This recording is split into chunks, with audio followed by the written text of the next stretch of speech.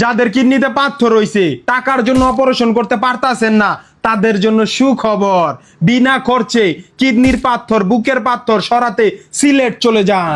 টাকাও লাগবো না, তারা নিজেরাই পাথর উড়াই না শেষ হইলে আপনার বাড়িতে আসার জন্য বাসের টিকিটও কাইটটা দিব।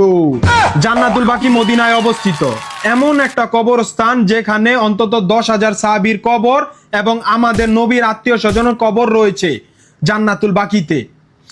যারা গেছেন হয়তো বা টিভিতে দেখছেন, সবাই খেয়াল করছেন যে প্রতিটা কবরের সামনে একটি করে পাথর আছে। এখন কথা হইল, এই জান্নাতুল বাকি যদি মদিনায় অবস্থান না হইয়া যদি বাংলাদেশ অবস্থান হইতো, তাহলে দেখতেন বাঙালি নবীর আত্মীয় স্বজন আর 10,000 সাহাবীর কবরের পাথরও খাইয়া দিত।